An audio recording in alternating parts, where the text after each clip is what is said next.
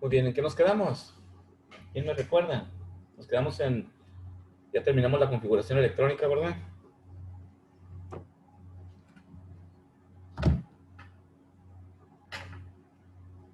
Vamos a continuar con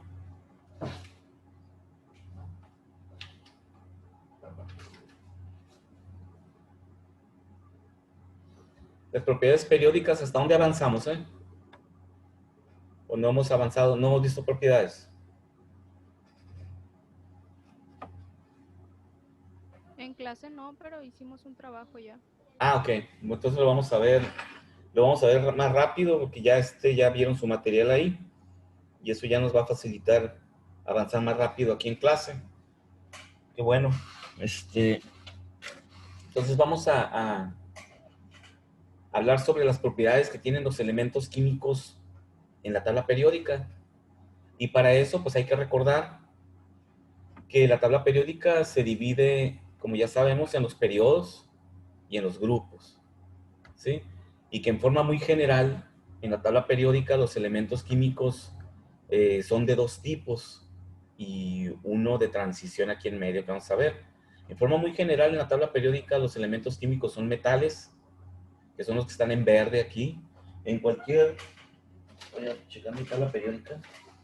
En cualquier tabla periódica, este, vienen diferenciados estos elementos químicos. En esta que tengo aquí vienen en amarillo, ¿sí? Vienen en amarillo, ahí se ve perfectamente. Ah, bueno, estoy de frecuencia. Este, y son la mayoría de los elementos en la tabla periódica. Podemos observar que la mayoría de ellos tienen comportamientos metálicos, mientras que una minoría tienen comportamiento de no metales que se encuentran en el otro extremo de la tabla periódica, en azul, en este caso. Y entre ellos hay elementos que hay una transición o un comportamiento dual entre metales y no metales, ¿sí? O sea, no siempre se comportan como metales, dependiendo de la situación o el compuesto con el que estén reaccionando o el proceso químico en el cual están participando. Estos elementos, como el boro, el silicio, el germanio, tienen comportamiento dual, o sea, pueden ser metales o no metales, y se les denomina anfóteros, un elemento anfótero, uno que tiene las dos cualidades. Entonces, aquí está, los elementos se dividen en tres categorías generales: metales, no metales y metaloides, ¿sí? Los metaloides también se denominan anfóteros. Dice, un metaloide presenta propiedades intermedias entre los metales y no metales, ¿ok? Son no metales, metales y metaloides, conocidos como anfóteros. Ok, no hay ninguna pregunta hasta aquí. Siempre hay que memorizarse esta distribución general porque es la forma en que más comúnmente reaccionan los elementos químicos para formar compuestos, ¿no? Recuerden que siempre se unen los no metales con los metales, ¿sí? La forma normal de unirse. Y eso pues ya lo entendemos por lo que hemos estudiado de configuración electrónica. Los elementos en verde normalmente tienen pocos electrones en su último nivel de energía y es más fácil que los pierdan, quedando como cationes, ¿sí? Sí, los metales siempre son cationes, son iones positivos. Y los no metales, que siempre tienen un mayor número de electrones en su último nivel de energía, es más fácil que ganen electrones o simplemente siempre ganan electrones y por lo tanto siempre quedan como aniones negativos y son los no metales, ¿ok? Entonces, realmente su característica de metal y no metal también se debe a su configuración electrónica. Entonces, ya en forma más específica, analizando ya en sí los grupos o familias, es decir, las columnas. Sabemos que en la tabla periódica, dependiendo de en qué columna o grupo te encuentres, pues son las propiedades que tienes como elemento químico en la tabla periódica. Primeramente, analizando los grupos, vemos que hay dos series, que son la serie A y la serie B. La serie A son los dos primeros grupos y de ahí nos brincamos hasta esta parte, pasando todo lo que son los metales de transición. hasta el grupo 3A, y de ahí hasta el 8A, ¿no? Observamos que la serie A está al inicio y al final de la tabla periódica. Y aquí en medio, en este escaloncito que hace en la tabla periódica, se encuentran la serie B. Cada serie tiene sus propias propiedades muy específicas. Sabemos bien, por ejemplo, que los elementos de la serie A, el número de su grupo corresponde al número de electrones en su último nivel de energía. Sí, es muy fácil saber cuántos electrones tiene, por ejemplo, el oxígeno tiene 6 electrones en su último nivel de energía, porque está en el grupo 6A. El berilio, que está en el grupo 2A, tiene 2 electrones en su último nivel de energía. Quiere decir que le faltarían 6 electrones para completar su octeto. Mientras que el oxígeno, que está en el 6A, le faltan 2 electrones para completar su octeto. Entonces, los elementos químicos o los grupos de la serie A tienen esa característica que inmediatamente nos dice cuál es su configuración electrónica en su último nivel de energía, cuántos electrones tiene. Eso no se cumple con la serie B. La serie B ya es como son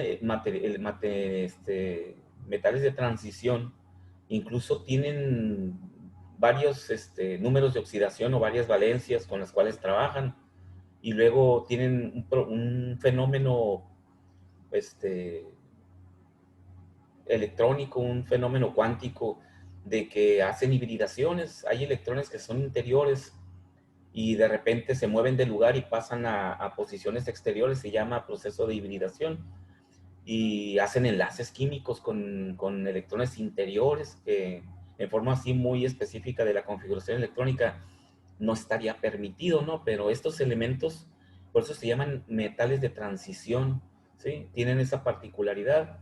En ellos sí no se cumple el hecho de que tengan cierto número de electrones en su último nivel de energía, de acuerdo al grupo que ocupan. Eso únicamente se cumple con la serie A, ¿ok? Entonces, vamos a ver los nombres que tienen algunos grupos específicos dependiendo de las propiedades de esos elementos. Dice, en general se hace referencia a los elementos en forma colectiva mediante su número de grupo en la tabla periódica, grupo 1A, grupo 2A y así sucesivamente. Sin embargo, por conveniencia, algunos grupos de elementos tienen nombres especiales. Los elementos del grupo 1A se llaman metales alcalinos. Los elementos del grupo 2A reciben el nombre de metales alcalinoterrios. Los metales de transición, que son los metales del 3 al 12, que son los que están aquí en el escalón que les digo, ¿sí? Los elementos del grupo 7A, también conocidos como halógenos, porque tienen propiedades halógenas. Cuando más adelante vamos a ver eso, ahorita hay que conocer dónde están, ¿verdad? Y qué nombre tienen. Los halógenos como el flúor, el cloro, el bromo, que tienen algunas utilidades especiales en química por ser precisamente eso, halógenos. Los elementos del grupo 8A, que ya los conocemos muy bien por la configuración electrónica, que tienen la particularidad de que tienen completo su último nivel de energía y se conocen como gases inertes, ¿sí? Y por último, las filas esas que siempre están acá separadas, que tienen propiedades específicas de los lantanos, se llaman los lantánidos y los actínidos, que ya comentamos que son elementos que no utilizamos normalmente en nuestra química común, ¿no? Siempre utilizamos los elementos más pequeños. Estos son radiactivos.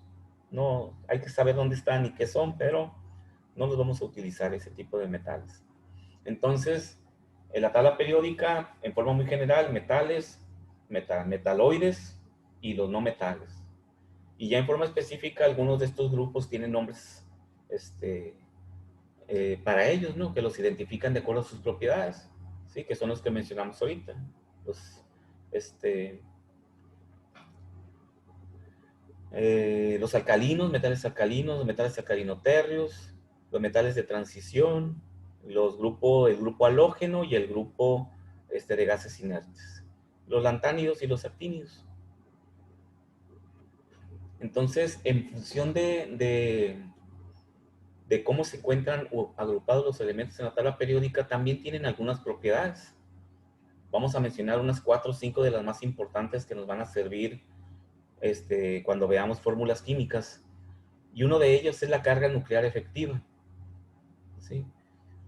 Hay que entender que ahorita comentábamos de ese proceso de hibridación que hacen los metales de transición, en donde electrones interiores brincan o se posicionan hacia el exterior y hacen enlaces químicos con otros átomos.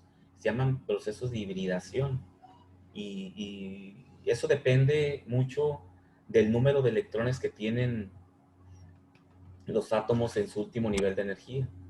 Mientras más número de electrones tiene un átomo, es más fácil que pierda los electrones de energía que tiene en su último nivel. En caso de que sea un catión, ¿verdad? Estamos hablando de los metales. Pierdan sus electrones.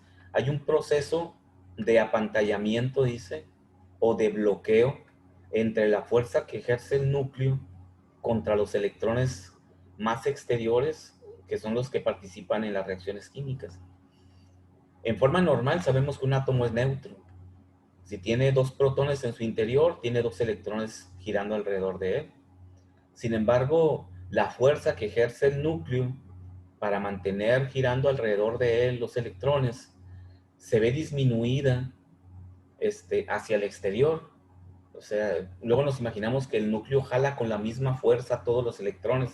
Eso no ocurre, porque los electrones que se encuentran interiores en el átomo están apantallando, están bloqueando la fuerza de atracción del núcleo sobre esos electrones más exteriores. Quiere decir que los electrones que son jalados así más directamente con mayor fuerza son los electrones que están más próximos al núcleo. Los que están más en la orilla son protegidos por los electrones interiores y es mucho más fácil que esos electrones puedan ser cedidos en una reacción química. Ese proceso de reducción de la fuerza de atracción del núcleo sobre los electrones exteriores se define como carga nuclear efectiva. ¿Sí? Y la carga nuclear efectiva, pues denota eso. Realmente, ¿cuál es la fuerza que ejerce el núcleo sobre los electrones exteriores? ¿Sí? Cuando estamos pensando que siempre va a ser una fuerza directa, protón contra electrón, ¿no? Si hay 2 protones, pues que cada protón está jalando a su electrón en forma completa, en forma equilibrada, ¿no? 2 contra 2, 1 contra 1 y queda el átomo neutro. Eso no ocurre así, ¿no? Hay una reducción siempre de la fuerza nuclear por el efecto de apantallamiento de los electrones que giran alrededor del núcleo. Y mientras más electrones tenga ese átomo, es decir, mientras más grande sea su número atómico, esa fuerza efectiva nuclear se ve todavía más reducida. O la fuerza efectiva nuclear, sí, perfecto, se ve más reducida por ese número tan grande de electrones que hacen un bloqueo, ¿no?, a la fuerza del núcleo. Entonces, aquí hay una pequeña ecuación simplemente para ejemplificar eso que estamos platicando.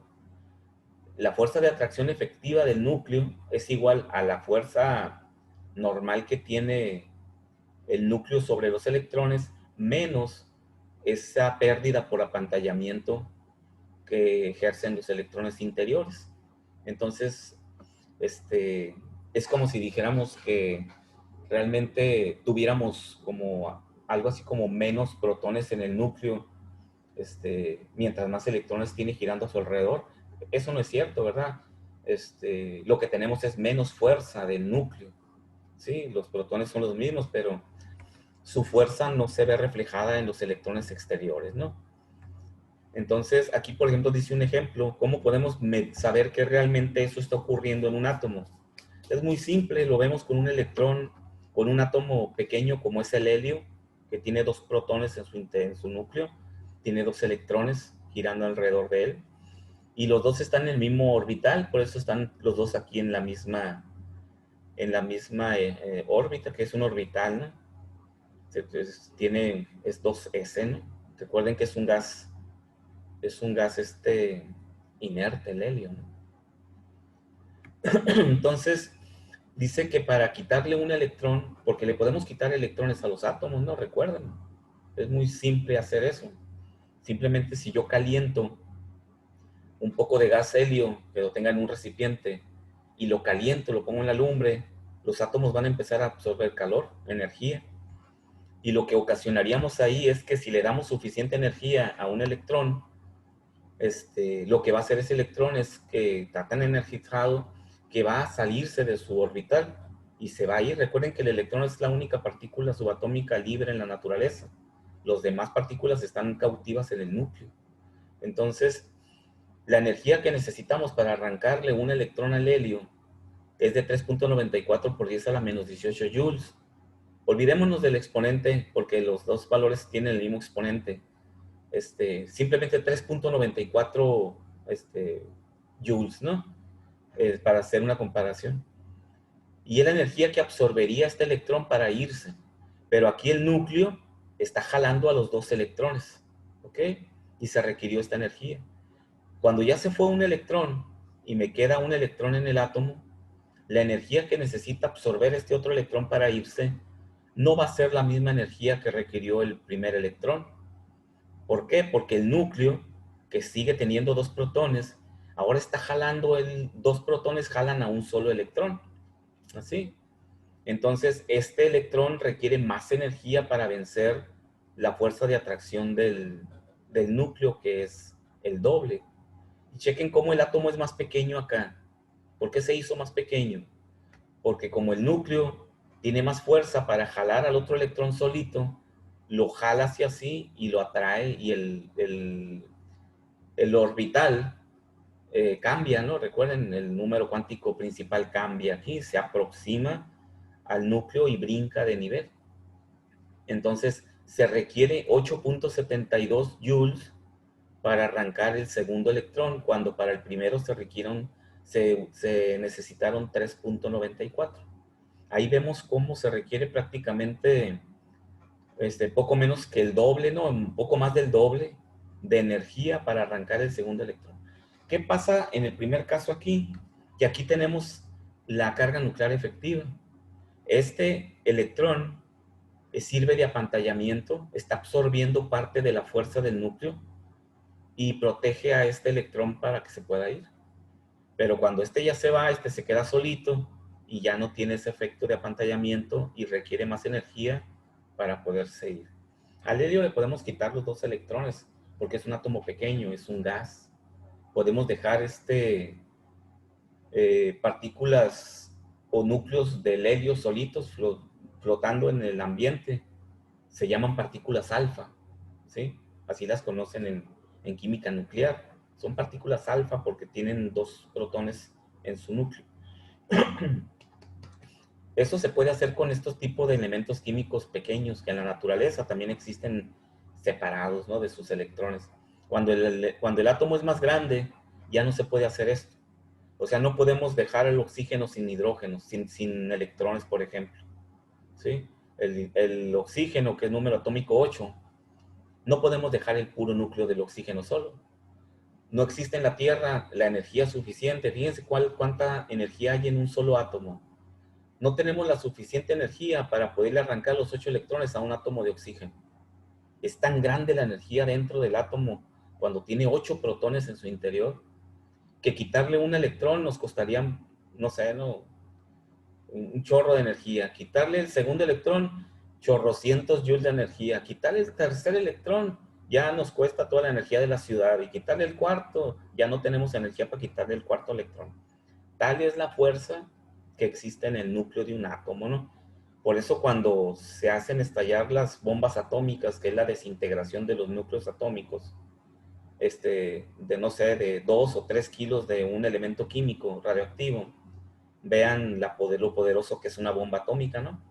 Y esa bomba atómica se hizo con unos cuantos gramos, un kilo, kilo y medio de uranio o plutonio, y genera una energía, pues ya lo vemos, ¿no? Históricamente tenemos los ejemplos ahí, ¿no? Entonces, eso nos demuestra la cantidad de energía tan grande que hay en un átomo, y por eso es muy difícil, es imposible, muy difícil, quitarle más electrones, ¿no? 2, 3, 4 electrones se los puedo quitar, pero más que eso ya no. La fuerza, la carga nuclear efectiva tan grande del núcleo ya no nos lo permite.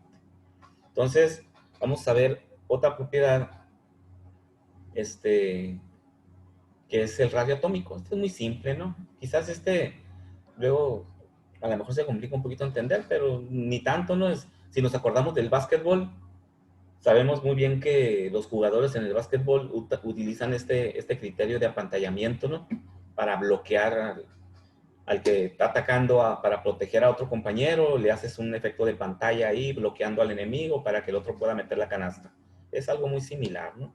Por eso se llama apantallamiento. El radio atómico, o sea, ¿cómo mido el radio de un átomo? El radio de un átomo no se mide para un átomo en solito, ¿no? Siempre se mide entre dos átomos.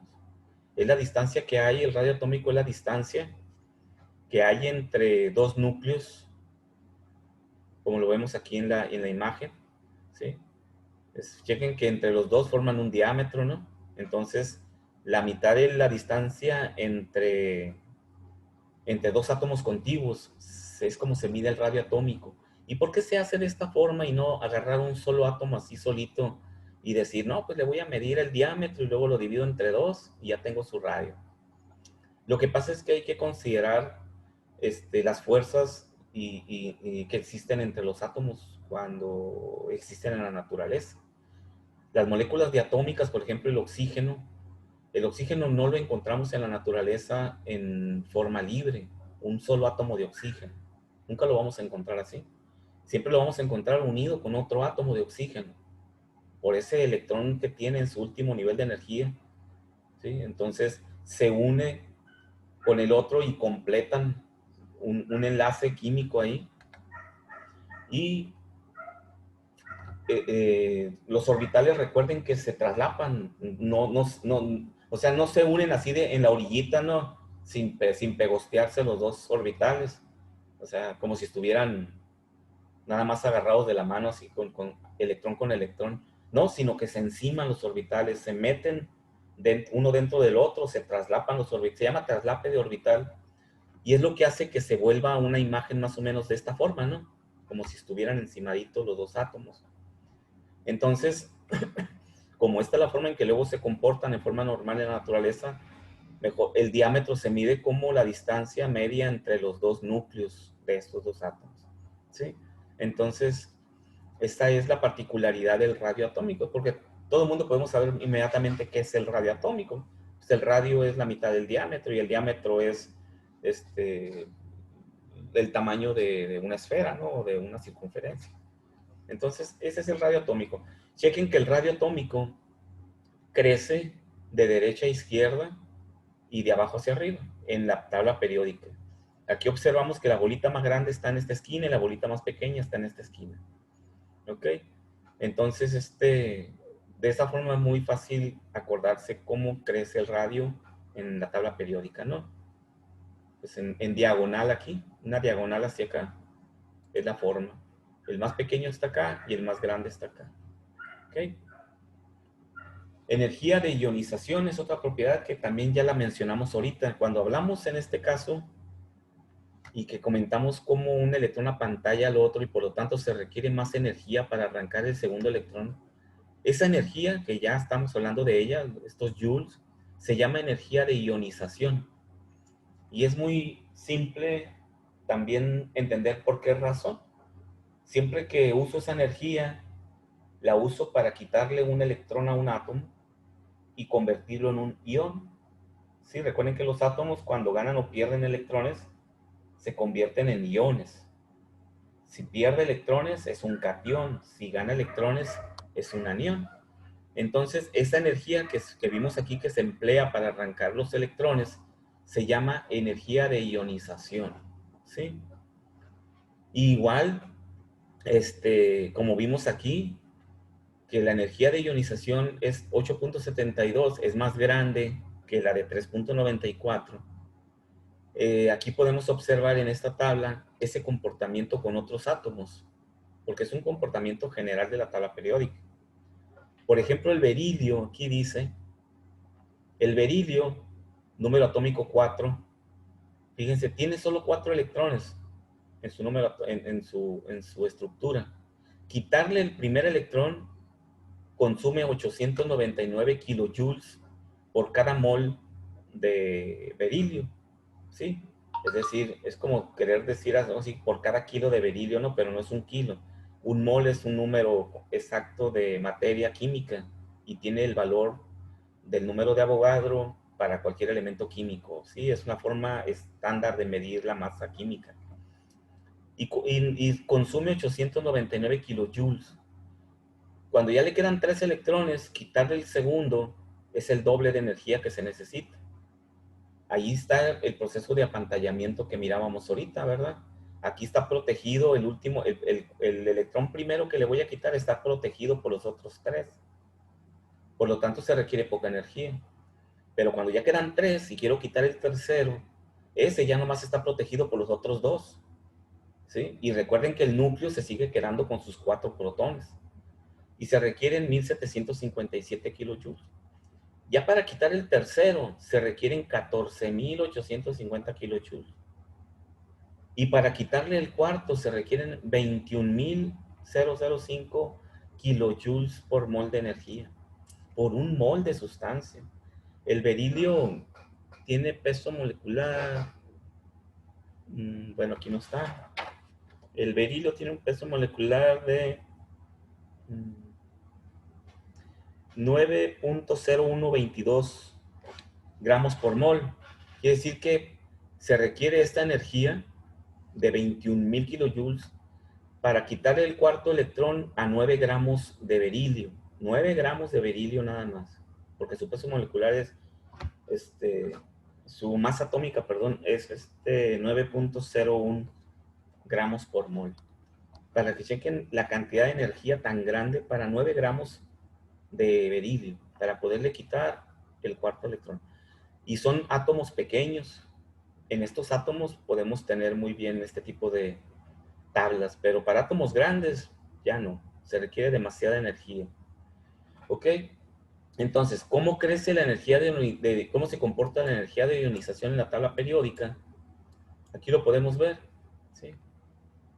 Crece de abajo hacia arriba y de izquierda a derecha. Chequen que es el inverso del radio atómico. El radio atómico es hacia acá y hacia abajo. El más grande está aquí. Quiere decir que la diagonal viene de derecha a izquierda. Así. La energía de ionización es de abajo hacia arriba. ¿Sí? Entonces, ese es ese comportamiento de la energía. Se requiere más energía de ionización para los átomos que están a la extrema derecha en la tabla periódica que los que están en la extrema izquierda. ¿Y eso por qué? ¿Por qué piensan ustedes que la energía de ionización en esta tabla periódica crece de abajo hacia arriba y de izquierda a derecha? Quiere decir que en diagonal sería tirando una raya de aquí del francio al helio. ¿Sí? Entonces quiere decir que se requiere más energía de ionización para estos elementos que están aquí y para los que se requiere prácticamente bien poquita es para los que están acá en el otro extremo. ¿Por qué piensan que ocurre eso? Viéndolos. Porque están más, aunque sean elementos más grandes, están mucho más alejados del núcleo que los elementos de la parte derecha. Estos están más alejados. Sí, exactamente. El francio es 87. Es 87 y sin embargo es un elemento muy grande y se requiere menos energía para quitarle un electrón. Mientras que el flúor es un elemento muy chiquito, 9 tiene, y requiere mucha energía para quitarle un electrón. ¿Sí? Fíjate que es muy grande y requiere poca, es muy pequeño y requiere mucha. ¿Sí? Sí es cierto, mientras más cercanos están los electrones de valencia o los electrones más externos, están más cercanos al núcleo, hay una mayor fuerza de atracción. ¿Sí? Y en estos átomos grandes hay mayor apantallamiento por los electrones. Hay tantos electrones girando en medio que el último electrón de acá pues está bien protegido porque estos lo están protegiendo de la fuerza del núcleo. ¿Sí? Y por esa razón se requiere menos energía. Eso es correcto. Y, y otra causa, la otra razón por la cual crece, uno es el tamaño del átomo, otro es el número de electrones en su último nivel de energía. Recuerden, el francio tiene un solo electrón S en su último nivel de energía. ¿Sí recuerdan que este es 1S, este es 2S? Recuerdo una tablita que vimos aquí. ¿Recuerdan este? ¿Sí? Entonces, tiene un electrón en su último nivel S de energía que 1, 2, 3, 4, 5, 6, 7. 7S tiene un electrón. Es más fácil que pierda un electrón con poca energía, ¿sí? Requiere poca energía de ionización. Y el flúor, que tiene 7 electrones en su último nivel de energía, ¿sí? Es más fácil que gane un electrón para completar su octeto. Es decir, es muy difícil que pierda los 7 que tiene, porque ya tiene 7. Entonces, los aniones requieren mucha energía para arrancarles un electrón, porque como tiene muchos, ¿sí? Es muy estable. Le falta nomás uno para completar su octeto. No suelta el último, ¿no? Y además se suma a eso que es pequeño y tiene una fuerza de atracción muy grande del núcleo, ¿sí? Por esa razón, los elementos, los aniones, requieren mucha energía de ionización y los cationes requieren poca, ¿sí? Por esas dos cualidades. El tamaño del átomo, es decir, su radio atómico que tengan y el apantallamiento que hacen los otros electrones, ¿verdad? En función de ese tamaño. Muy bien. Entonces, esa es la energía de ionización. Vamos a... Falta ver dos que están muy relativamente sencillos. Todos van amarrados. Siguen que una propiedad va amarrada con otra, ¿no? La afinidad electrónica. Afinidad electrónica, el mismo nombre, afinidad electrónica. ¿Qué significará afinidad electrónica? Me van a decir así. Capacidad para aceptar uno más electrones. ¿Sí va? La afinidad electrónica. Afinidad es que es afín a, ¿no? O sea, tiene facilidad para hacer ciertas cosas, para relacionarse con algo, para desarrollar, es afín a algo. Entonces, por eso, afinidad significa, otro le llaman amor a los electrones, ¿no? O sea, tiene mucha facilidad para adquirir electrones, capacidad para aceptar uno o más electrones. Entonces, sabemos bien en la tabla periódica, sí, sin leer mucho sobre lo que es afinidad electrónica. ¿Quiénes tendrán mayor afinidad electrónica? ¿Los cationes que están aquí o los aniones que están acá? Los cationes. ¿Quiénes tendrán mayor afinidad? ¿Sí? Es la facilidad. Los de abajo a la izquierda, los metales. O sea, ¿quién tendrá mayor afinidad? ¿El cloro o el potasio? Creo que así vienen las preguntas en sus actividades, ¿verdad? ¿Cuál tendrá mayor afinidad? ¿El cloro o el potasio? Sabiendo que afinidad es la facilidad que tiene un átomo para adquirir uno o más electrones. Porque esa afinidad no es adquirir, no es facilidad para perder, es afinidad, es adquirir electrones. ¿Quiénes El adquieren cloro. electrones? Mande.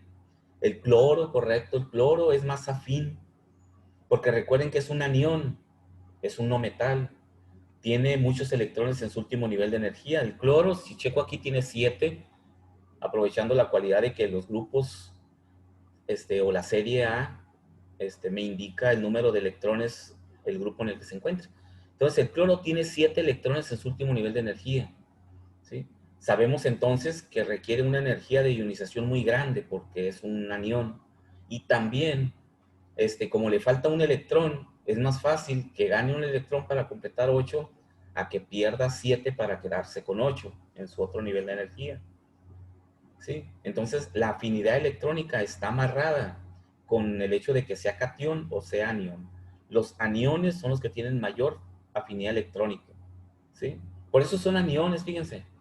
¿Por qué es anión? Porque se queda cargado negativamente. Ah, quiere decir entonces que se queda cargado negativamente porque tiene esa facilidad para adquirir electrones y nunca se quedará cargado positivamente. O sea, nunca perderá sus 7 electrones, ¿verdad? Va a ganar uno.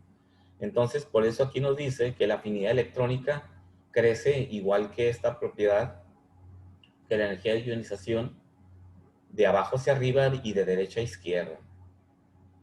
Aquí está, de abajo hacia arriba y de derecha a izquierda, ¿sí? Chequen que todas las propiedades se parecen mucho. Se parecen mucho desde el punto de vista, como les comentaba a un inicio. Hay que acordarnos qué son los elementos en la tabla periódica en forma general. Estos son aniones y acá están los cationes. Esa distribución general que iniciamos el análisis de la periodicidad en la tabla, eso es lo que nos va dando idea para ir entendiendo cada una de las propiedades, ¿no? Y por último, electronegatividad, ¿sí? Chequen que es igual, de abajo hacia arriba y de derecha a izquierda. Electronegatividad luego se confunde con afinidad y no es lo mismo, ¿no? Electronegatividad es ya que se forma un compuesto, el par de electrones que formaron enlace, ¿dónde se encuentran? O sea, se quedan en medio de los dos átomos, ahí medio, en una forma media extraña, paralizados ahí, o siguen girando, o para dónde se van, ¿cómo es posible que siendo un enlace de dos átomos, estén en los dos átomos al mismo tiempo, ¿no? Como que si queremos hacer eso en forma así, de un modelo, y agarrar los dos electrones, y hacerlos que giren alrededor de los dos átomos, como que lo vemos medio imposible, ¿no? O sea, es una cosa media extraña. Pues comentamos que a nivel tan pequeñito como los átomos, pues ocurren ese tipo de cosas, propiedades de la mecánica cuántica increíbles, ¿no? El hecho es que el par de electrones, por ejemplo, aquí en el cloro y el hidrógeno que forman ácido clorhídrico, ese par de electrones, el hidrógeno proporciona un solo electrón, ¿verdad? Es el rojo que está ahí. Y el cloro, que tiene 7 electrones en su último nivel de energía, 2, 4, 6, 7 en su último nivel, se une o toma el electrón del hidrógeno y forman un enlace. Y listo, ya quedó formado una molécula de cloruro de hidrógeno o ácido clorhídrico. ¿Sí? Se le conoce de las dos formas dependiendo del tipo de nomenclatura que usamos. Pero ahora, ¿cómo es que estos dos electrones, dónde se encuentran? Ahí se quedan fijos. No, están girando. Recuerden que los electrones no dejan de girar en su orbital alrededor del átomo. La electronegatividad es la propiedad que nos indica en dónde están los electrones de enlace una vez que se unen, dónde se encuentran girando más tiempo. Cuando un átomo es muy electronegativo, los electrones del par de enlace o el par de electrones de enlace giran, viven más tiempo, pasan más tiempo girando alrededor de ese átomo más electronegativo. ¿Sí? Es una cosa así. Por eso es que las moléculas, después cuando vean más para adelante química orgánica, creo que lo ven, van a ver que las moléculas polares, las moléculas no polares y ese tipo de cosas, los enlaces son los que te dan la polaridad de la molécula, ¿no? ¿Dónde se encuentran los electrones? La molécula de agua debería de ser neutra en la naturaleza. Y si la molécula de agua fuera neutra, no existiría la vida, porque el hecho de que la molécula de agua sea polar es lo que favorece que el agua se comporte como lo que es agua, si no, fuera otra cosa muy diferente. Y la polaridad en la molécula de agua la da el hecho de la electronegatividad, en dónde andan girando los electrones. Como los electrones se amontonan más de un lado, hacen que la molécula sea polar. En lugar de que estuvieran distribuidos en forma ordenada, paso un rato alrededor del hidrógeno y luego paso otro rato alrededor del oxígeno. No, se distribuyen de forma electronegativa y forman dos polos, ¿no? Un polo positivo y un polo negativo, que es lo que le llaman polaridad en las moléculas y en cualquier cosa, ¿no? En electricidad y todo eso. Entonces, dice aquí, es una medida de la tendencia de un átomo en un enlace covalente a atraer hacia sí los electrones compartidos. Los átomos de los elementos más electronegativos son los que ejercen mayor atracción sobre los electrones. Se trata de los elementos agrupados en la esquina superior derecha de la tabla periódica, que presentan la máxima tendencia a ganar electrones para formar iones negativos. Ahí nos describió, en esta parte, nos describió completamente esta forma general de la tabla periódica, ¿no? Son los electrones que se encuentran, los átomos que se encuentran acá a la extrema derecha, que son los que tienen más tendencia a ganar electrones, porque son negativos, les faltan electrones en su último nivel de energía, ¿sí? Entonces son los aniones o los no metales. Estos son los más electronegativos, ¿sí? Tienen más fuerza para jalar hacia sí los electrones de enlace. Y ese conocimiento de cuál es más electronegativo nos va a ayudar a poder... Recuerden, empezamos a estudiar la tabla periódica desde la forma en que se generan la configuración y cómo se acomodan los electrones y todo. A donde queremos llegar es a entender cómo se forma cómo se integra un compuesto, cómo diseño una fórmula química, ¿no? O sea, es la información que se requiere para poder hablar en el idioma de la química, ¿no? Esta información nos va a servir hacia adelante. Cuando estemos queriendo estructurar y digamos, reacciona este elemento con este otro elemento, ¿qué se forma? ¿Cuál es más electronegativo? Y ubican cuál es el más electronegativo. El elemento más electronegativo se ubica en el centro de la molécula. Sí, porque queremos formar un compuesto y tenemos hidrógeno, oxígeno y nitrógeno. Forma el compuesto. O sea, ¿cómo se unen esos tres átomos para formar un compuesto? La primera regla es cuál es más electronegativo. ¿Sí? Sabiendo cuál es más electronegativo, podemos empezar a poner orden a los elementos y poder diseñar la molécula. ¿Sí? Por eso es importante memorizarse estas propiedades. Las vamos a utilizar más para adelante. Entonces, al igual que las demás propiedades, que la afinidad electrónica y la energía de ionización, siempre es lo mismo, ¿no? Los más son los aniones y los menos son los cationes, hacia el otro extremo. Esto es ya como algo general. Muy bien, pues esto es lo que íbamos a ver el día de hoy, jóvenes. En las propiedades vimos 5. El radio, pues es simplemente informativo, de saber cómo se mide el radio de un átomo. La carga nuclear efectiva también es informativa, o sea, saber cómo se comporta y por qué la energía de ionización es mayor cuando voy retirando los electrones. Ahí se complementa lo que es la carga nuclear efectiva. Pero ya la energía de ionización, afinidad electrónica y electronegatividad, sabemos que se comportan siempre entre cationes y aniones en forma completamente diferente. Es mayor, estas propiedades son mayores en los aniones que en los cationes, ¿sí? Y esto nos va a servir, como les comento, para poder después formular los compuestos, ¿no? No sé si tengan alguna pregunta. ¿No? La electronegatividad indica dónde se encuentran qué. Un átomo con mayor electronegatividad jala hacia sí los electrones de enlace. O sea, los electrones que están enlazados pasan más tiempo girando alrededor del átomo más electronegativo. Es decir, los atrae, ¿sí? Tiene la fuerza para atraer ese par de electrones y pasan más tiempo girando alrededor de ese átomo. Y recuerden, ¿y eso de qué nos sirve? Van a decir ustedes, bueno, ¿y qué nos interesa saber si los electrones están con sutano o con merengano? Recuerden que los elementos químicos y los compuestos, lo que nosotros observamos ya como un compuesto, se refleja y se forma así, dependiendo de los electrones, ¿no? Si los electrones estuvieran en otro lugar en el átomo cuando está unido con otro átomo, probablemente formaría un compuesto diferente al que estamos viendo, ¿sí? Realmente lo que nosotros observamos como materia y como sustancias depende de dónde se encuentran girando los electrones, porque cambian completamente las propiedades de las sustancias.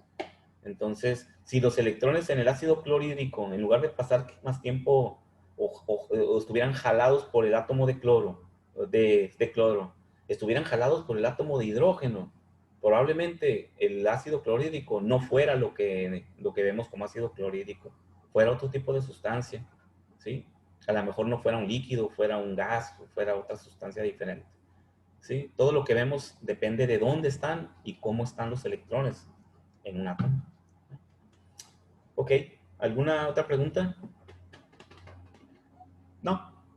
Bueno, jóvenes, los dejo porque viene mi siguiente clase. Ok, los dejo. Nos vemos. ¿Nos vemos cuándo? Nos vemos el próximo. No, profe, se cuida. Y Tenga buen día, igual, maestro. nos vemos la próxima semana. ¿Sale? Bye. Nos vemos. Bye, profe. Bye, hasta luego.